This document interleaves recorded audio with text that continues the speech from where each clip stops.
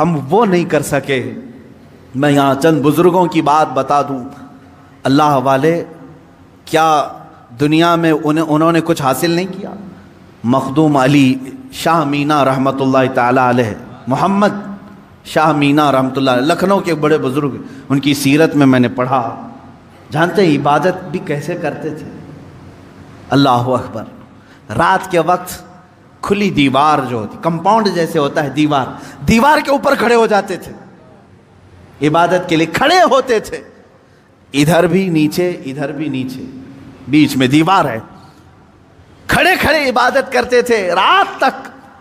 لوگ کہتے کہ حضور مسجد ہے، نیچے صحن ہے، آرام سے کریں۔ کہتے جب آرام ملتا ہے تو نیند آ جاتی ہے، آرام ملتا ہے تو نیند آ جاتی ہے۔ میں دیوار پر کھڑا ہوتا ہوں اور رات کو نیند آتی ہے تو کبھی کبھار دیوار سے گر جاتا ہوں۔ تو کہا گر جاتے ہیں پھر بھی کھڑے ہوتے ہیں؟ کہا ہاں، جو جسم غافل ہوگا اس کی سزا یہی ہے کہ وہ دیوار سے گرایا جائے۔ جو اپنے مولا سے غافل ہو اس کی سزا یہی ہے کہ اسے گرایا جائے۔ یہ اللہ والے تھے جو لمحے بھر کے لیے غافل ہوتے تو اپنی جسموں کو سزا دے دیتے تھے۔ حضرت سیدنا ابو بکر شبلی رحمۃ اللہ تعالی علیہ، یہ ہمارے سلسلہ قادریہ کے بڑے بزرگ ہیں۔ بحر شبلی شیر حق دنیا کے کتوں سے بچا، ایک کارک عبد واحد بے ریا کے واسطے۔ ہم شجرہ میں پڑھتے ہیں ان کا نام، حضرت ابو بکر شبلی رحمۃ اللہ علیہ، بغداد شریف کے بزرگ ہیں۔ سیدنا امام اعظم ابو حنیفہ رضی اللہ تعالیٰ عنہ کے پڑوس میں دفن ہیں۔ آپ جب رات کو ذکر الہی کے لیے کھڑے ہوتے یا عبادت کے لیے کھڑے ہوتے، ایک مرتبہ ایسا ہوا کہ آپ کو جھپکی آئی، نیند آئی۔ یہاں تو لوگ رات تو چھوڑے جمعہ میں سوتے ہیں، بہت سارے لوگ تو جمعہ میں اپنی نیند کمپلیٹ کر کے آتے ہیں، پتہ ہی نہیں چلا کہ امام کب کھڑا ہوا، اقامت کب ہوئی، خطبہ تو پورا نیند میں چلا گیا۔ واللہ عالم سوتے ہیں یا پھر کشف کرتے ہیں، مراقبہ کرتے ہیں، چوتھی منزل پر پہنچتے ہوں گے۔ عزیزان گرامی، یہ وہ دل سوتا ہے جسے اپنے رب تعالیٰ کی طرف توجہ نہیں ہوتی۔ وہ آیا ہے رسم ادا کرنے کے لیے، وہ آیا ہے لوگوں کے دکھاوے کے لیے۔ دل کی توجہ اور دل کی حضوری ہو تو نیند کہاں کی۔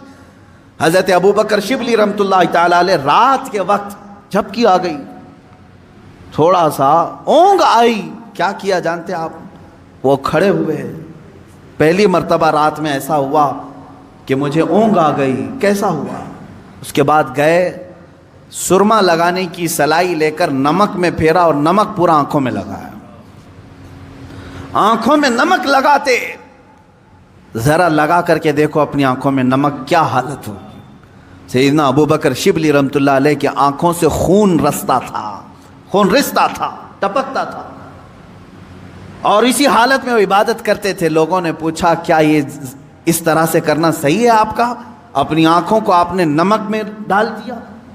وہ ہنستے تھے، کہا یہ غافل آنکھوں کی تو بہت چھوٹی سزا ہے، بہت چھوٹی سزا ہے کہ میں نے نمک پھیر دیا۔ اگر اسی طرح زندگی بھر غافل رہی تو اس میں تو آگ کی سلائیاں پھیری جائیں گی، آگ کی سلائیاں پھیری جائیں گی، میں تو نمک پھیر رہا ہوں۔ عزیزان گرامی وقار، کہاں ہو تم؟ کس جگہ پر کھڑے ہو آج؟ اپنا مقصد زندگی کو تو سمجھ لو۔ مجھے کیوں پیدا کیا تھا رب تعالیٰ؟ کیا اسی لیے کہ لوگوں کے تانے، لوگوں کو کی جاسوسی میں اپنی پوری زندگی گزار دوں؟ کس کے گھر میں کیا پک رہا ہے وہی بات کرتے بیٹھا رہا ہوں، کس کی بیوی کیسی ہے وہ ڈسکس کرتا بیٹھا رہا ہوں، کس کے گھر میں ابھی کتنے شادی کے لوگ ہیں وہ ڈسکس کرتا بیٹھا رہا ہوں، کس کی دکان ٹھپ پڑ رہی ہے یہ ڈسکس کرتا بیٹھا رہا ہوں؟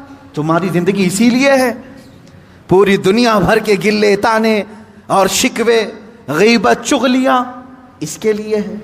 میرے عزیزو، اپنی زندگی کا مقصد سمجھو، اور آج کے بعد یہ طے کر لو کہ میں دکان میں ہوں کہ مکان میں ہوں کہ راستے پر ہوں، لوگوں کی عیب جوئی کرنے سے بہتر ہے کہ میں اللہ کو سبحان تو کہوں، میں کہوں سبحان اللہ سبحان اللہ سبحان اللہ، ما اعظم شانک، اے اللہ تو کتنا بلند ہے، تیری شان کتنی بڑی ہے۔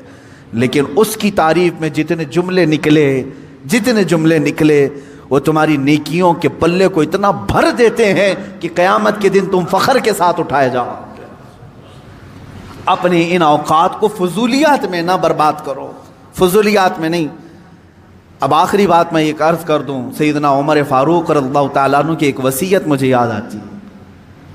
دنیا میں ہم جو کچھ بھی کر لیں یہ یہیں رہ جائے جتنا بھی ہو. آپ نے 2 وصیتیں کی تھی اپنے انتقال سے پہلے. کہا میری قبر چھوٹی بنانا، بس بہت زیادہ لمبی چوڑی نہیں، چھوٹی سی، اتنی کہ ایک کروٹ بھی نہ ہو، چھوٹی قبر بنا کر کے مجھے دفن کرنا. دوسری وصیت، مجھے سادہ سا کفن کپڑا دینا، عام لباس میں مجھے دفن کر دینا، کفن دینا. جبکہ حدیث پاک میں ہے، حضور صلی اللہ علیہ وسلم نے فرمایا کفنوا موتاکم باحسن اثوابکم، اپنی میتوں کو اچھے سے اچھا کفن دو.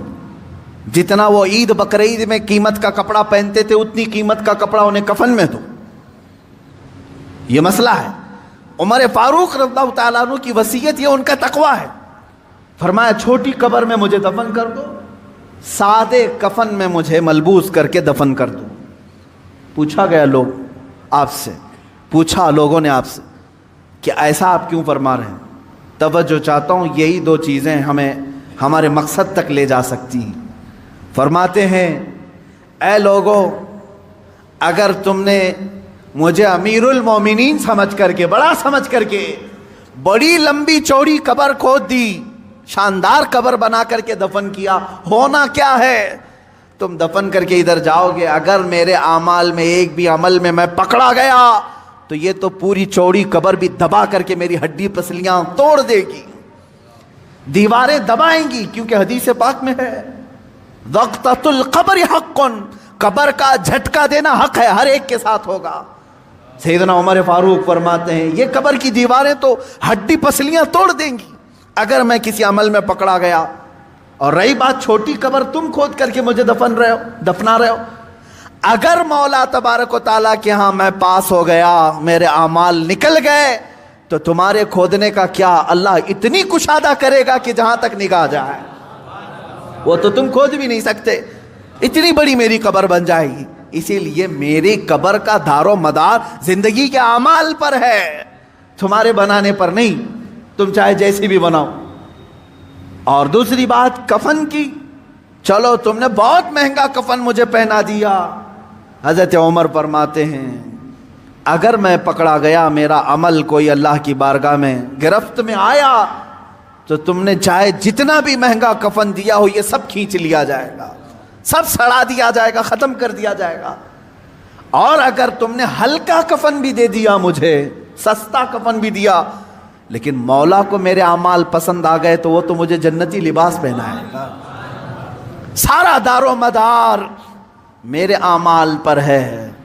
اسی طرح میرے عزیزو، تمہاری عمدہ کوٹھیاں، تمہارے عمدہ بنگلے اور تمہارے بڑے بڑے جنازے، چاہے لاکھوں کے خرچ کے ساتھ تم نے اپنی میتوں کو دفن کا انتظام کیا ہو، کچھ نہیں ہونا ہے. تمہاری زندگی کا سارا دار و مدار یہی چند دن ہے جو تم اللہ کو منانے میں لگا دو گے. اٹھاؤ اپنی تسبیحاں، اٹھاؤ اپنی تسبیحات اور اللہ رب العزت کے نغمے گاؤ.